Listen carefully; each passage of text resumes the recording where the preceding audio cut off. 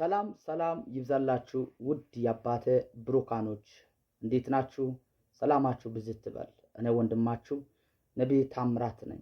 ጌታ ኢየሱስ ይባረክ። ኢየሱስ ለዘላለም ጌታ ነው። ዛሬ ለምትፈሩ ለምትደነግጡ ሰዎች መልእክት አለኝ።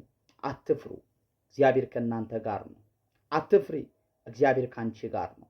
መጽሐፍ ሲናገር ዘፍጥረት መጽሐፍ ምዕራፍ 15 ከቁጥር 1 ጀምሮ እንዲህ ይላል። ከዚህም ነገር በኋላ የእግዚአብሔር ቃል በራእይ ወደ አብርሃም መጣ እንዲህ ሲል፣ አብርሃም ሆይ አትፍራ፣ እኔ ላንተ ጋሻህ ነኝ፣ ዋጋዬም እጅግ ታላቅ ነው። ኢየሱስ ጌታ ነው። ስለዚህ ዛሬም እላችኋለሁ እዚህ ቦታ ላይ አብርሃም የፈራው ነገር አለ። አብርሃም የደነገጠው ነገር አለ። በቃል በኩል እግዚአብሔር እንደዚህ አለ፣ አትፍራ፣ እኔ ላንተ ጋሻህ ነኝ፣ ዋጋዬም እጅግ ትልቅ ነው።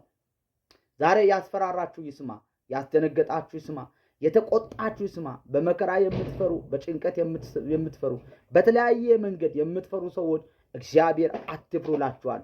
በተገፋው ልክ ትጨምራለህ፣ በተናከው ልክ እግዚአብሔር ያከብራል። ያለቀሳችሁ ሰዎች ትስቃላችሁ፣ የተናወጣችሁ ሰዎች ትረጋጋላችሁ። እግዚአብሔር በመከራችሁ ላይ እየተራመደ ይመጣል። እግዚአብሔር ባስጨነቀ ጉዳይ ላይ እየተራመደ ይመጣል። እውነት እላችኋለሁ የምትፈሩ ሰዎች እግዚአብሔር ከእናንተ ጋር አለ። እግዚአብሔር ካንቺ ጋር አለ። ዛሬ የተነሳ ማዕበል፣ ዛሬ የተነሳ የትኛውም ወጀብ በዚህ ቃል ጉልበት ይጸጥላል።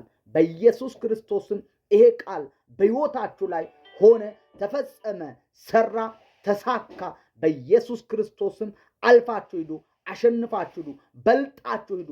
ታዲያ ይሄ ቪዲዮ ወደ እናንተ ሲደርስ ለጓደኞቻችሁ ሼር አድርጉ፣ ኮፕሊንግ አድርጉ።